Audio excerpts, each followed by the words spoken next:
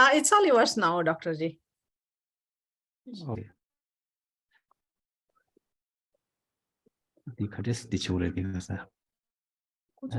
Presentation the contestant will start the share screen. Are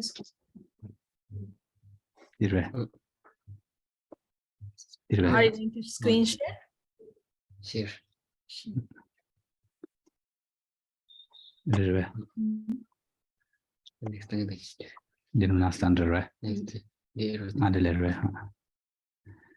So it's been pleasure to have this communications with our friends, Indian friends in America.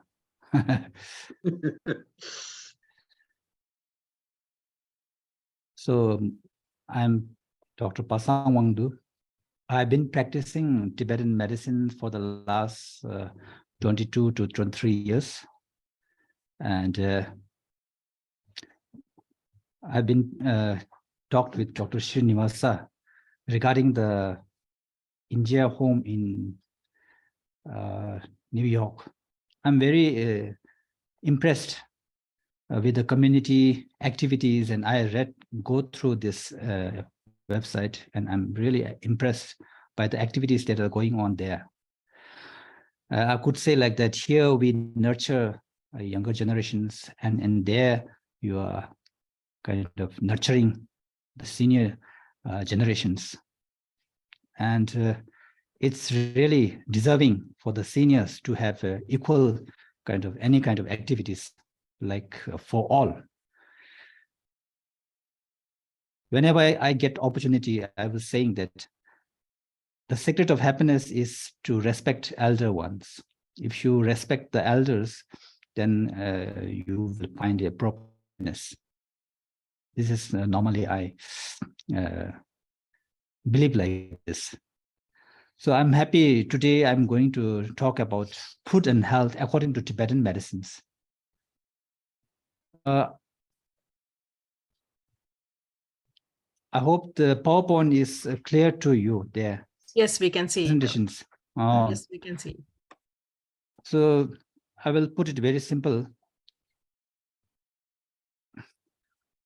Before I start, my first presentation is a quotation from the Nagarjuna. He was an Indian master, famous Indian masters. Normally, before taking any kind of food, we used to say these prayers in Tibetans.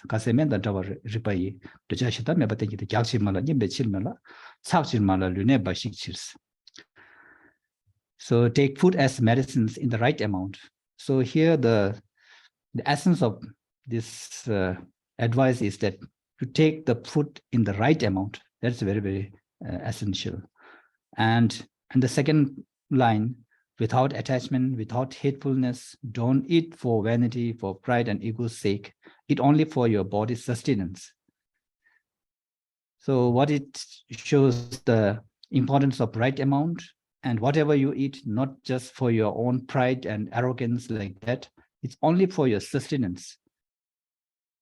So there was a time in early days, people suffer mostly because of less amount of food. Now in 21st century, most people suffer due to overeating. So this quotations suits in this era, I could say like that. So today my topic covers basic concept of food and health in Tibetan medicines. I will cover the concept of food according to Tibetan medicine, concept of health and disease, and health through food. So these three are the main topics I'm going to cover. So concept of food, I will speak it directly. As we said, we are what we eat. So Tibetan medicine believes the same things. Humans are a composition of body and mind. Mind is ageless and it continues from one birth to another.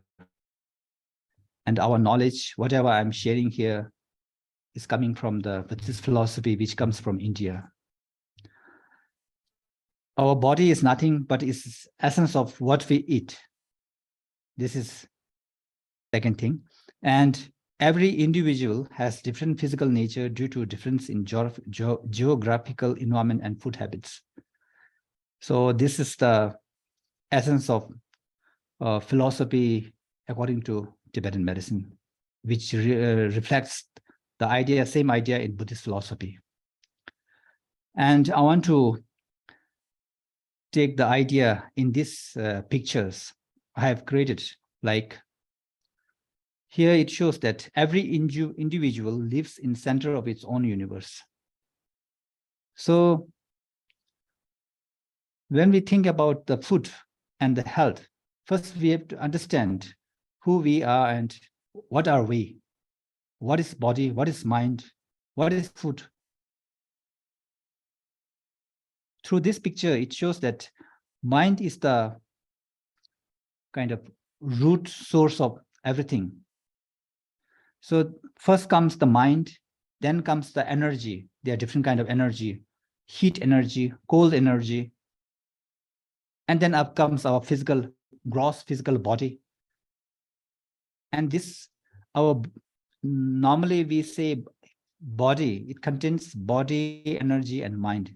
These are the combination of body and mind, I could say like that.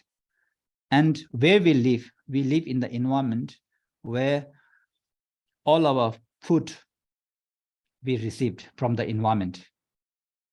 And this, in this globe, in this environment, this globally, we living as a part of universe, small part of universe. So every individual has their own mind, their energy and body, and they experience their own way of life. And our own universe is created by our own mind and thought processes.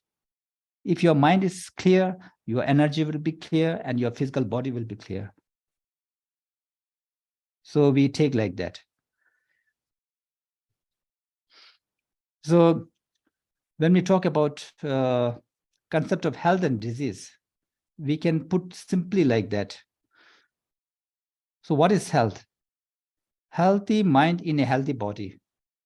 So this is the kind of definition of a perfect health.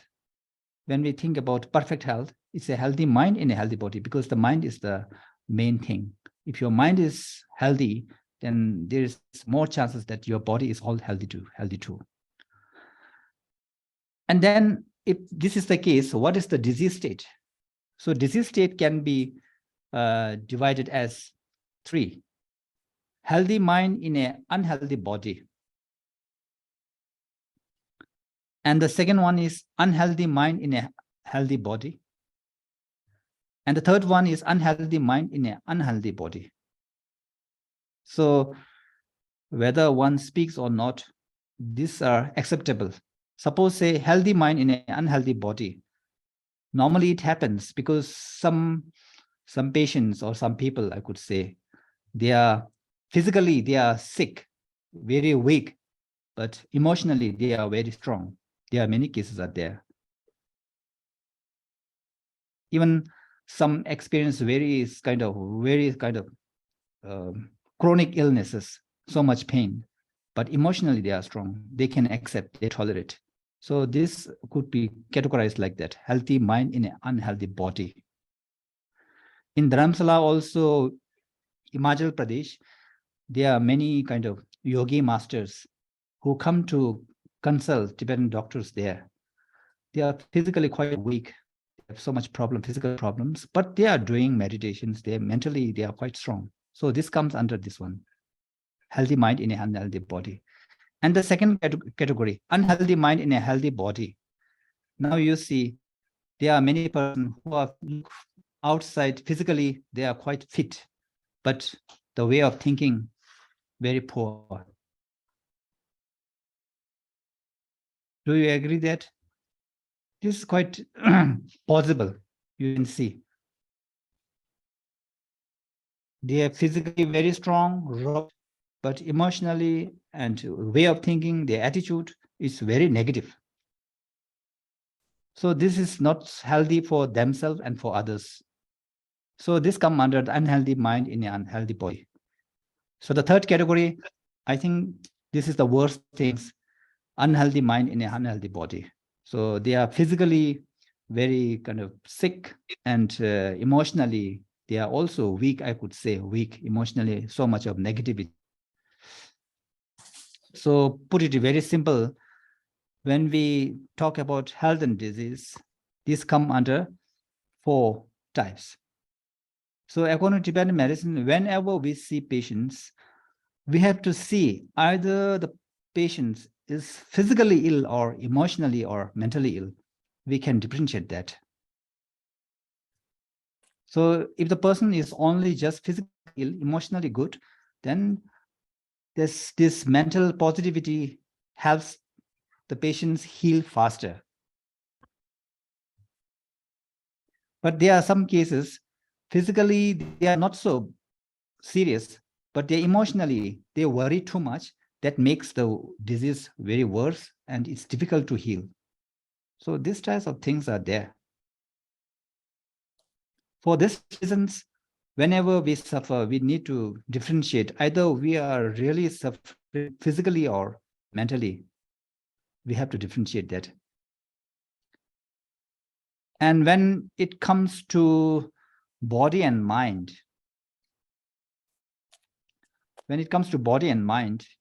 Tibetan medicine believes that mind and body are a separate entity.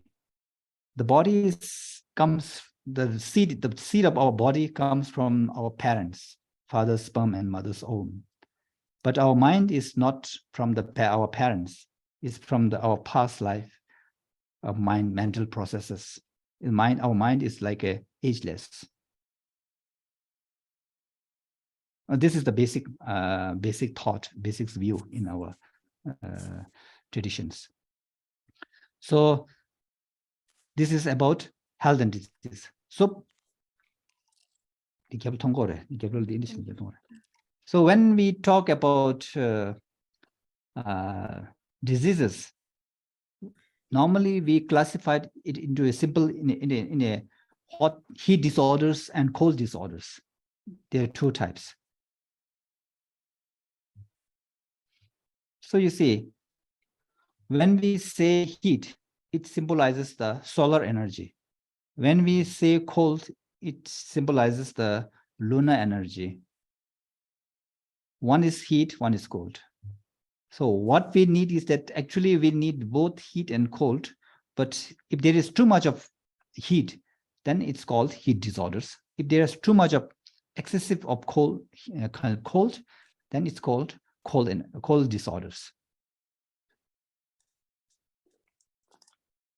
So here I symbolize this earth, and one side sun, one side moon.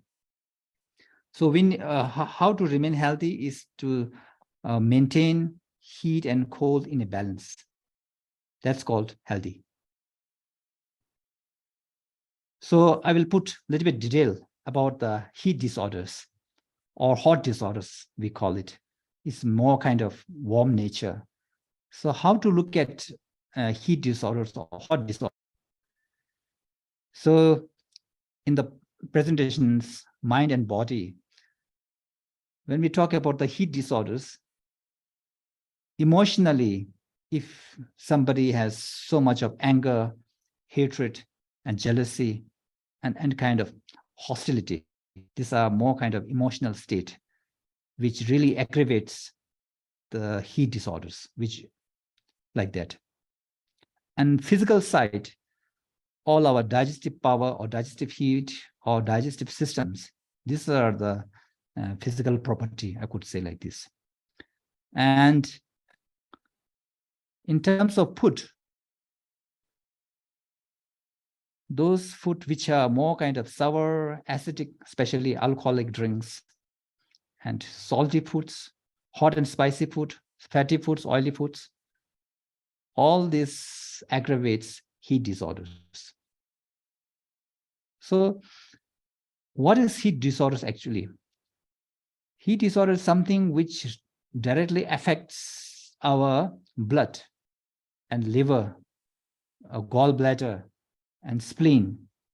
mostly related with all this blood, which causes disorders like cardiovascular diseases, hypertension, high cholesterol, hyperthyroidism, fatty liver, hepatitis, most kind of cancers, and various skin disorders, and of course, various types of mental disorders also.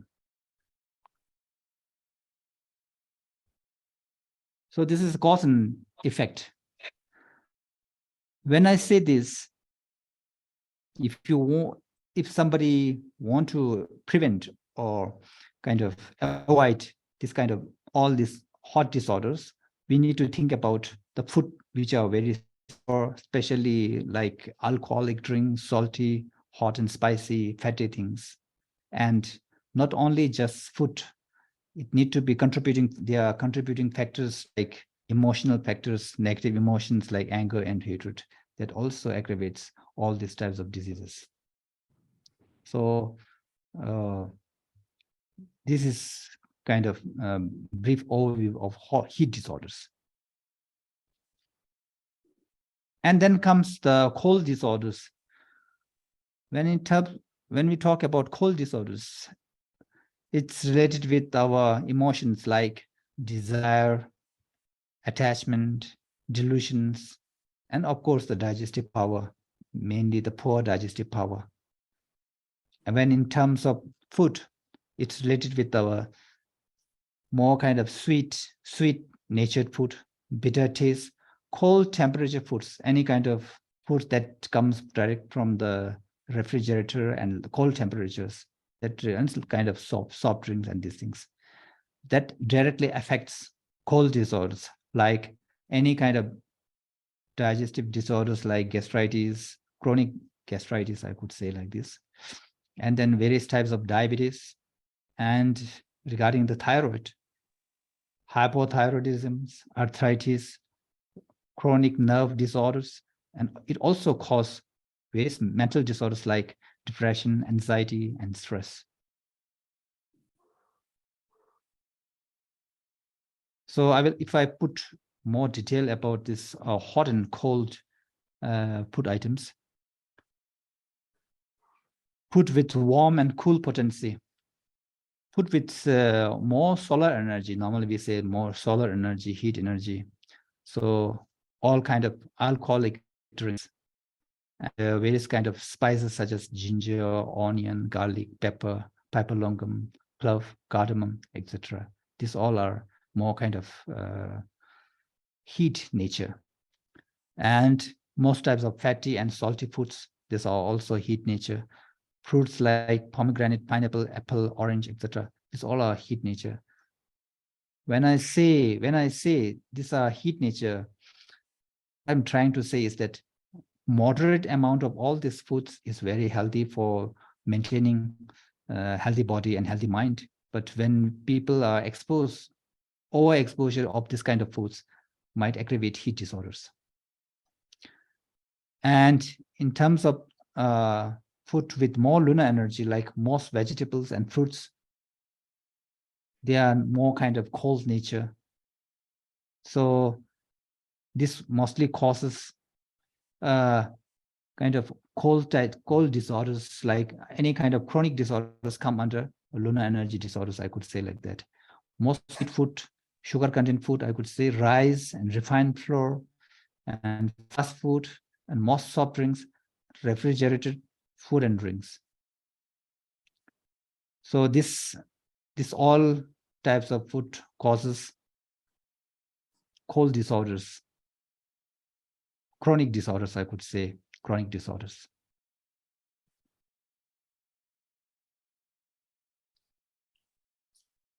So how to remain health through food?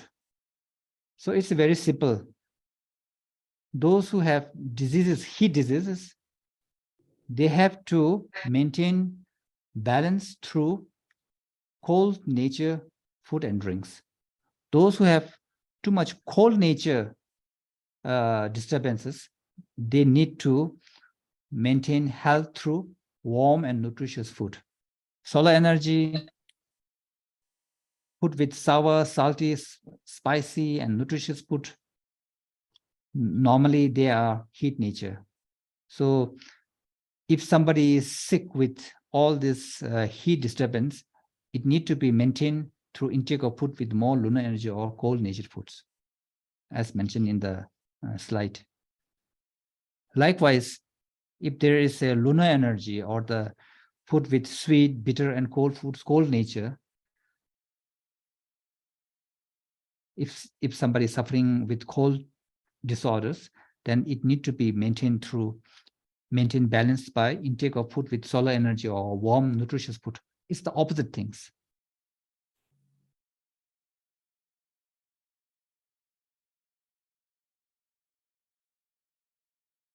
So in conclusions, healthy mind in a healthy body regarded as perfect health. This is number one. Our body is the essence of food that we eat daily. Number three is food is transformed into our body parts through our metabolic system. Therefore, maintaining proper digestive heat is essential. And the fourth is digestive heat can be affected by our negative emotions too. Number five, disease can be of two nature, heat and cold. Heat disorders is caused by heat-natured foods, while cold-natured foods affects cold disorders. Choosing healthy food in accordance with your body type and overeating is overeating is key to health. So this is the gist of my talk. So I would love to repeat or make it more details if there's any questions. Because I was confused because most of the people here have no idea about Tibetan medicines. I don't know if we go detail right from the beginning. I don't know if people can understand or not. That's why I make it very kind of gist according to the slide. Then if you have a question, then I will accordingly, I will explain in detail.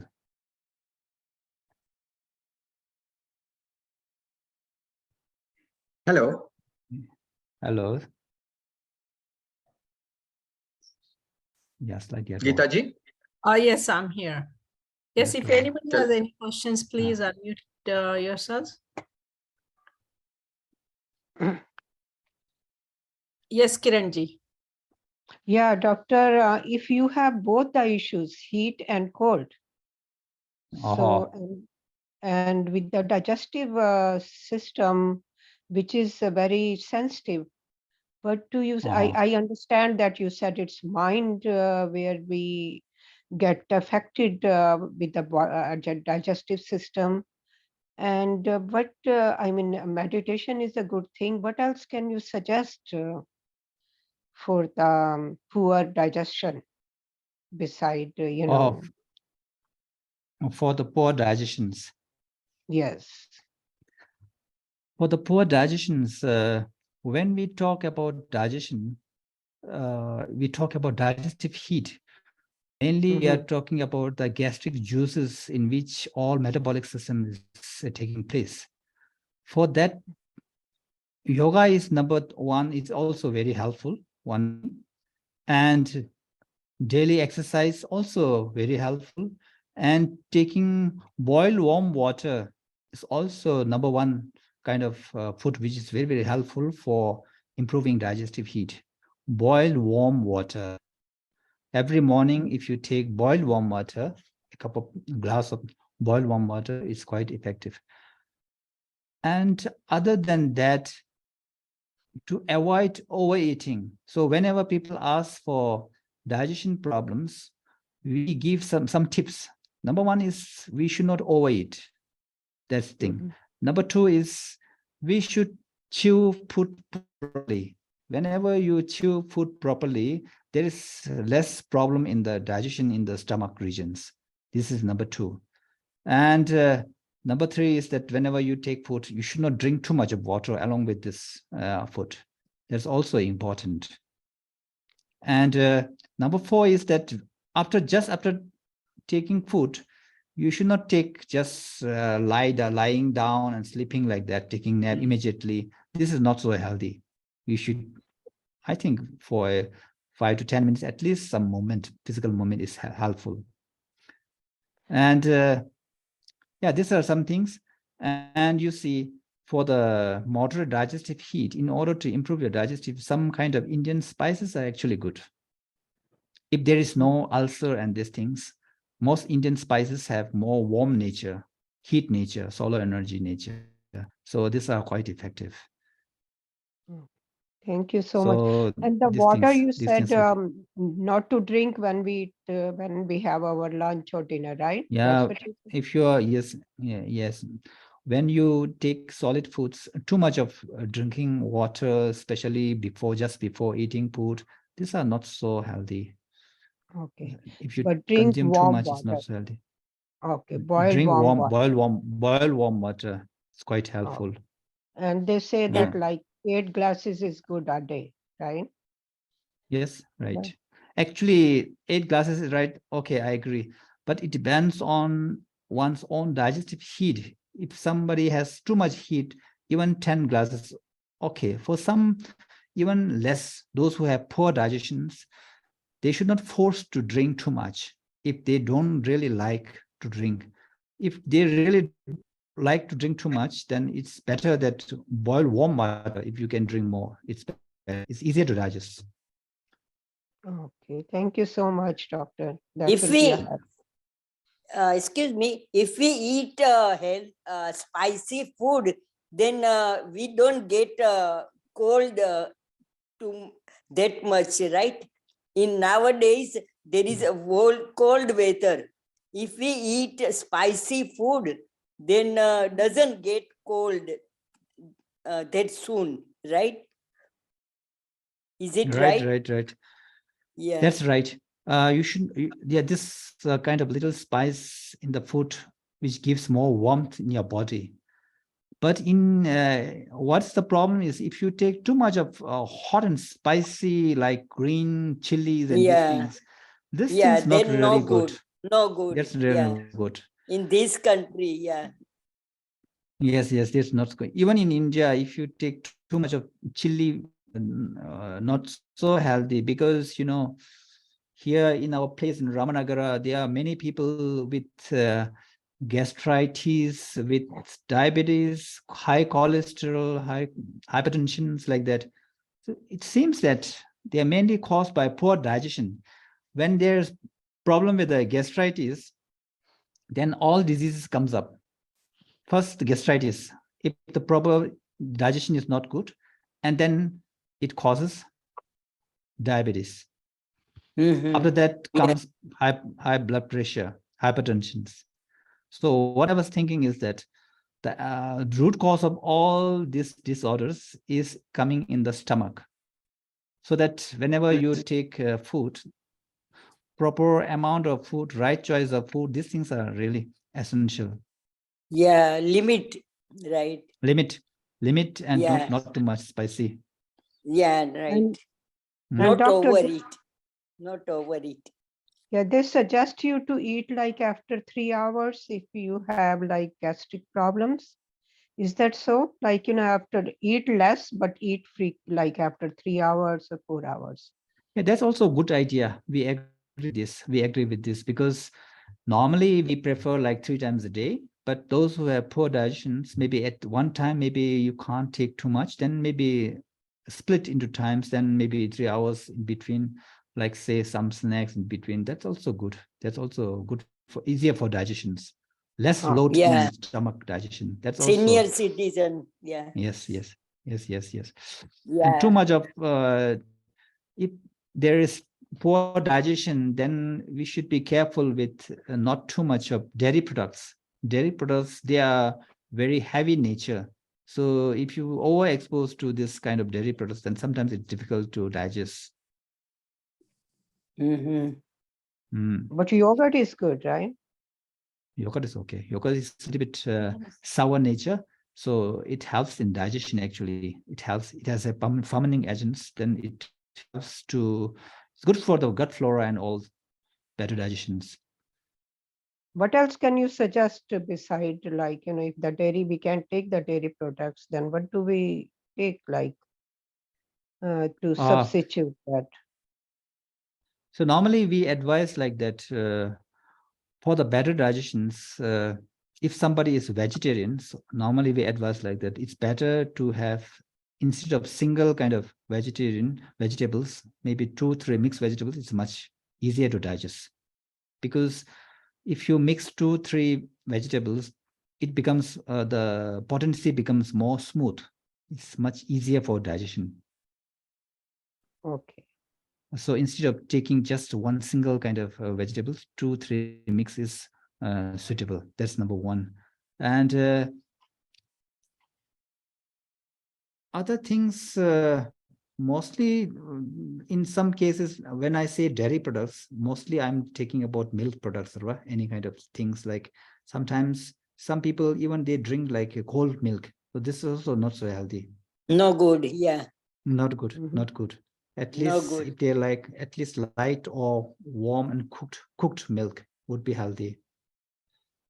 But is it good at a dinner time we should eat, drink milk? I can't drink milk that much.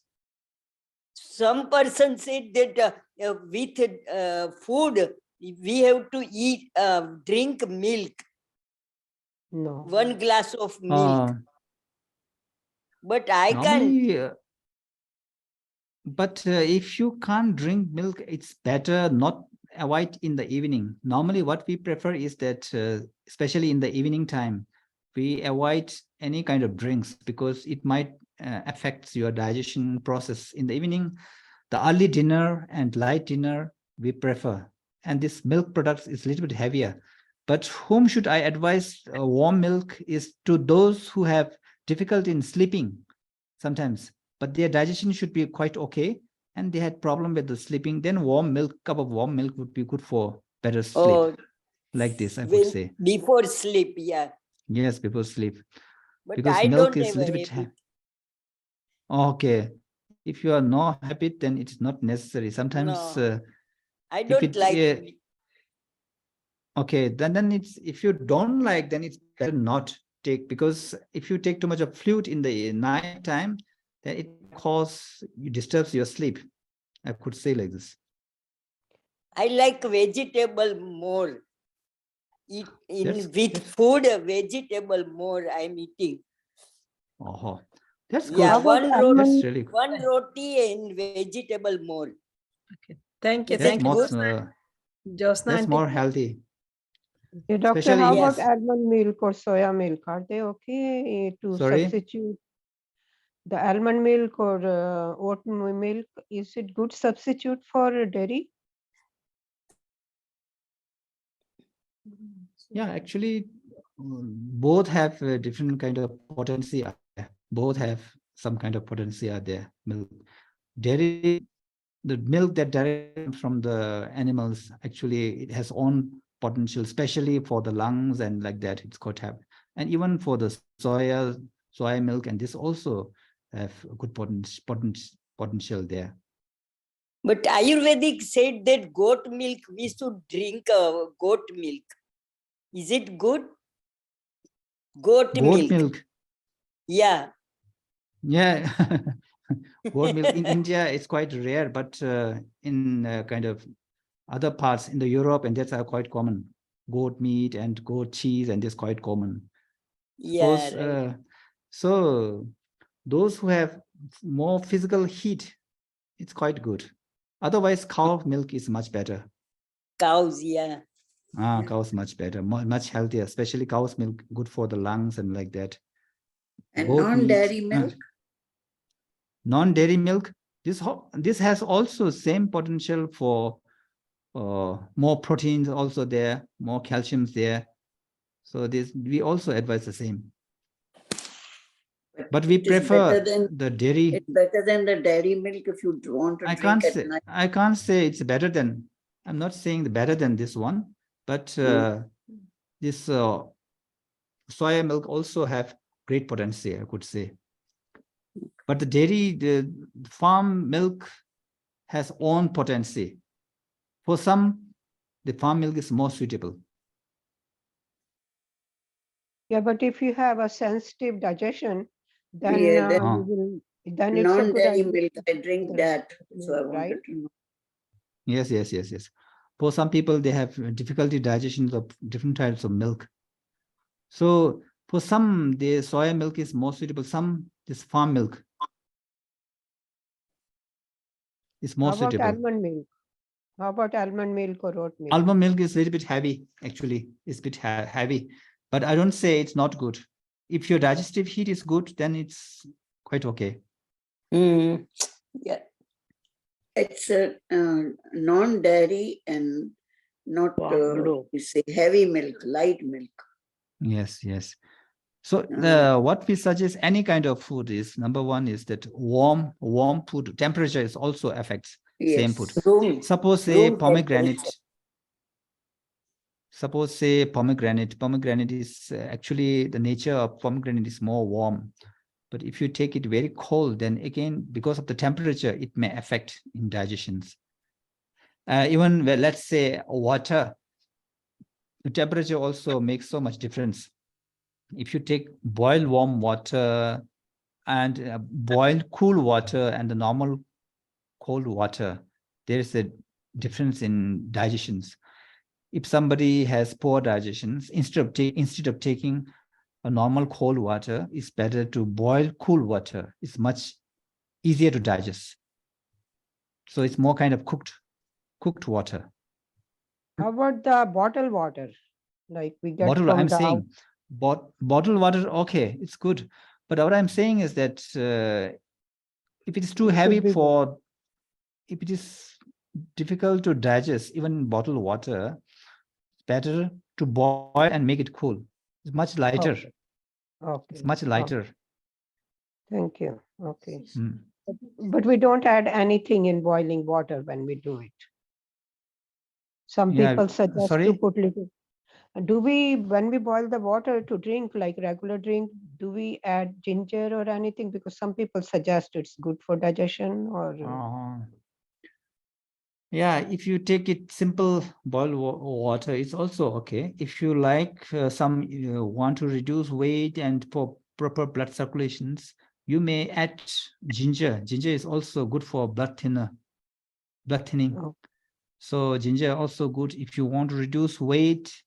Even you can add honey also. Honey has also potency to reduce weight. So normally we say, if you want to reduce weight, boil warm water with a little bit of ginger.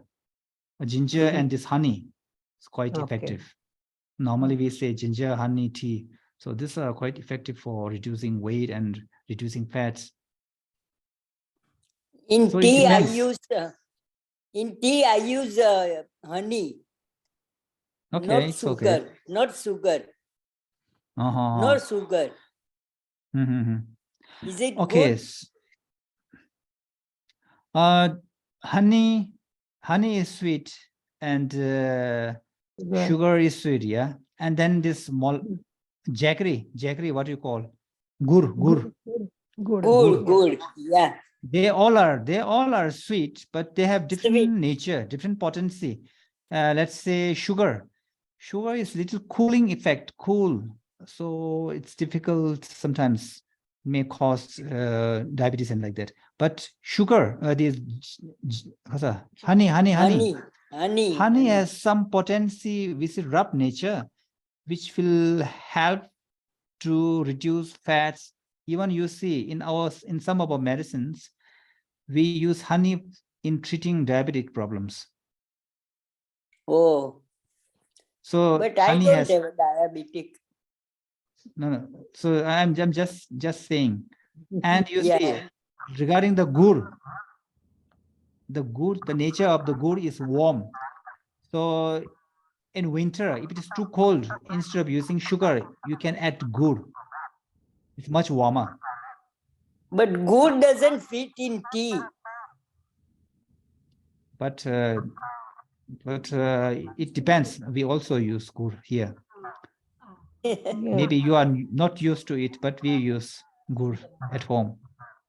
Yeah, what Yeah. about honey? Like there is so much confusion about honey too, like what kind of honey to use? Because in the shops, in the groceries, there are like different kind of honeys. So which one to pick?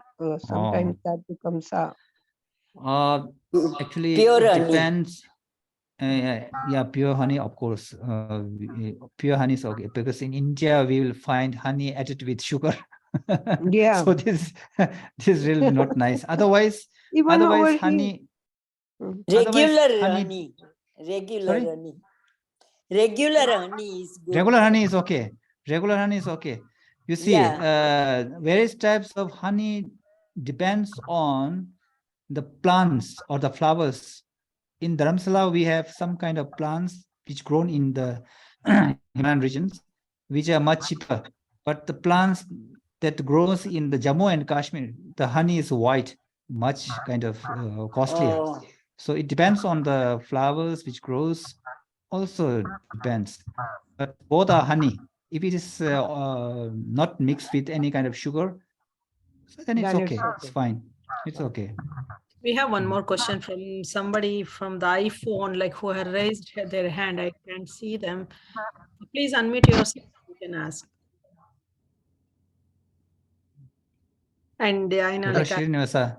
yes, yes. Yes. that's- Yeah, I just Namaste, Dr. Prasanth. Namaste, Wangdu. Dr. Srinivas ji. May I ask a question, please? Yes. Yeah, I just wanted to know, people Listen. say that to Listen, drink listen. warm water with honey is honey and lemon in the morning is bad for your bone. Is it true? To drink warm water, Hot water lemon and with honey and lemon to lose weight. Some I people. don't. No. No, I don't Does it think so. affect your bones? No, I don't think so. No. No. I don't Yeah, think so. because some people they do take warm water with it. That is in the morning only, once a day. So it's okay But you to see, drink. but actually I say any kind of drinks, which if you take it very excess, then it's a problem. Otherwise, this kind No, of only honey once also in the good, lemon morning. also good, warm water, it's okay, no problems. No problem No at problems. all. It will not affect Normally, our you bones. see, when you take boiled warm water with honey and lemon, it really affects proper circulations. It Okay. cleans the System. kind of dirt in system. Yeah. Yep. So it's quite effective, I could say. Is it okay to night time also, or only morning time is good? It's better to take in the morning because morning there are too much of it helps to cleanse our systems. It's better in the morning. Thank you so much, doctor. We advise in the morning. Thank you so much. Yes, Dr. Rao. Dr. Srinivas Dr. ji. Wangdu. Yes, Dr. Yes, Wangdu. sir. Yes, sir. It's a nice presentation, an introductory one. I know the subject is quite vast, but the main distinction between the Western medicine, which most of us follow right now, and the Tibetan medicine that you showed is the mind and body distinction. And your Yes, slide sir. is already on the screen, that healthy mind and unhealthy body. So how does a Tibetan doctor like you determine whether the mind is healthy or unhealthy? In our study, we have to study the Buddhist psychology because we have separate teachers on Buddhist psychology, in which we have to learn the nature of the mind, in which we say that the mind has 6 types and it has 51 different mental factors are there. And we need to learn each characteristic, nature, how it harms, and which one is positive emotion, which one is negative emotions. So it's kind of classifying various diseases, other diseases, physical illness. Similarly, we have to identify various types of mental factors. So you see, it's kind of when we understand various types of mental factors, when we talk with the patients, we can understand the nature of the mind through the way of thinking of the patient. mostly through communications. Through communications, the way of thinking, how they respond, and that we can understand. Oh, that's because of the anger or lack of tolerance or whatever. So through this way, we can consult. So are you suggesting that? But you see, but we have to differentiate. If somebody has mental disorders, either it is only because of the mind itself, or it's affecting by physical disorders. Suppose say somebody has problem with the brain, then it affects our mind. So we have to differentiate. If somebody say I had a injury in the brain or something like that, and if they at the same time they have something problem with the mind, then we may guess first we have to treat the physical illness, because the root cause is physical itself. Likewise, like in the case of menopause. In menopause, there are so much emotional disturbance out there. We don't regard them all as mental disorders. It's just a physical hormonal changes. So we have to focus on physical treatment. If it is only because of the mind, how we can know? Because first we see patients, we talk, and in the beginning they say physical symptoms. When we talk a little deeper, then they have some other underlying problem are there. So then we say, oh, it's mainly because of the mental disturbance which affecting your physical body. So it's mainly through consultations, I could say. And so is there a list of how? Sorry. Is there a list of all the 6 types of mind states and 51 factors? Yes, sir. Yes, sir. 6 types of minds is like 5 sensory organs, like eye consciousness, ear consciousness, and nose consciousness, hearing consciousness, yeah, and the touch, physical touch, and the 6th one is mental consciousness. So the physical body is more related with the 5 senses. The 6th mind, the mental consciousness, is more related with the internal. So if I want to know, I want to know my state of my mind, is there a way that there is a questionnaire or an app or something with which we can determine what is my mind state today, healthy or unhealthy, or how much healthy or how much unhealthy? Okay. If somebody asked if they are physically fit but emotionally fit or not, normally we say that if mentally is not fit, they are unhappy. The limit, the kind of measurement of mental health is happy or unhappy. That's number one. So how can we achieve that? Is that something, if there is mentally kind of some disturbance, normally we experience. We feel a little bit of feel down. Normally we experience like that. And in a mental training also, there is also kind of mind training also there, in which we have to analyze our own thought. What's going on in our thought processes? What's going on at the present moment? There's kind of training, analytical meditation. We call it analytical meditations, in which every moment you check your thought by yourself. What's going on in thought, like that. So through this way, we can understand the nature of mind at that moment. Okay, there is one question in the chat box, then you can take it up.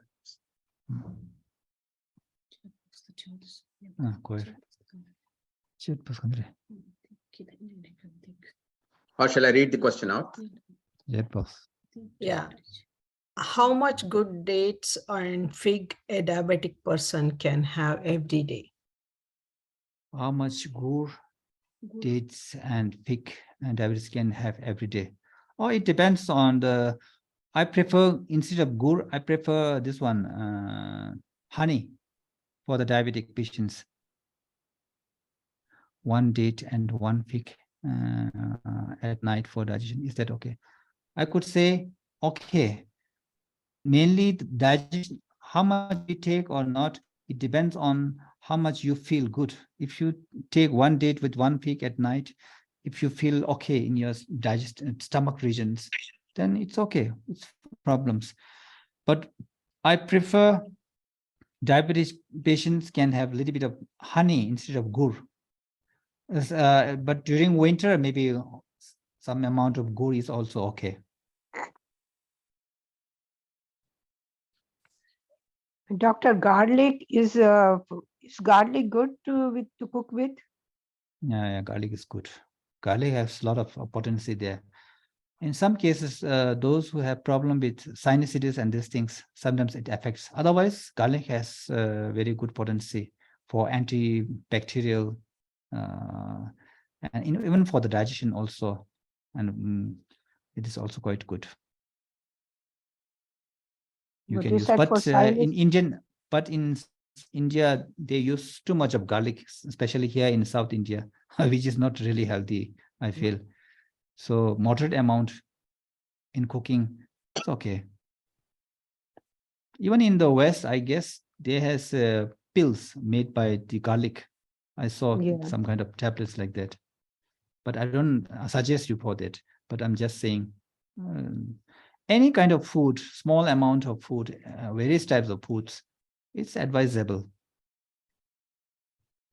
Thank you. Thank you so much.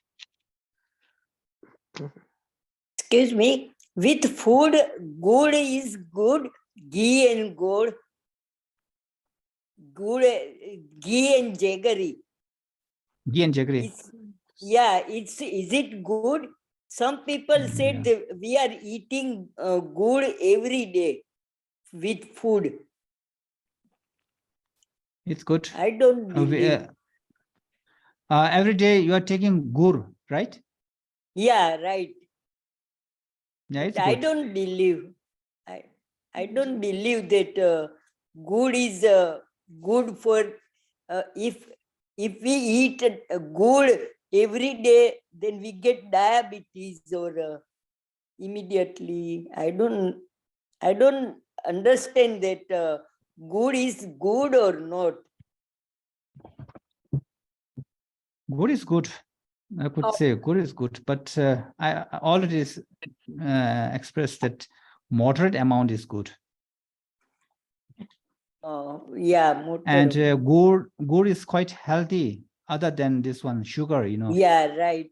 Yeah. It's more warming nature. It's good for your sleep and for relaxation, body heat, digestive heat.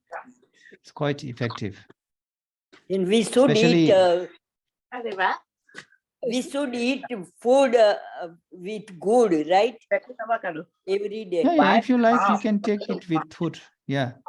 Yeah. Okay. Okay. Is there any other questions? How do you add gur at food in food?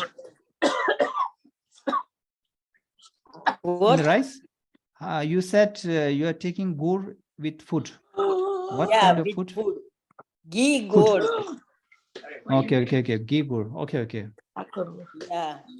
Yeah, this small amount every day. Okay, no problem. Yeah, small amount, not good. Yeah, too it's okay. Much. Yeah. Okay, it's good. Yeah, Even this ilachi, if you are preparing some tea, some ilachi, also very warming nature, is also good. Yeah, right. Okay, is there any other questions? Any other? How it affect? How about dairy and milk products?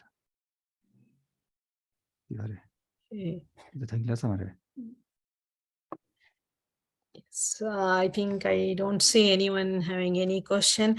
Thank you, Dr. Passang, like coming to India home and giving such a good presentation. I hope all of our seniors enjoyed it, the question and answer session. You patiently answered each and every question. Thank you so much for coming to India home. Thank you. Thank you. Thank you very much. Thank you very much. Thank you for. Thank you. Yeah, I'd like to close.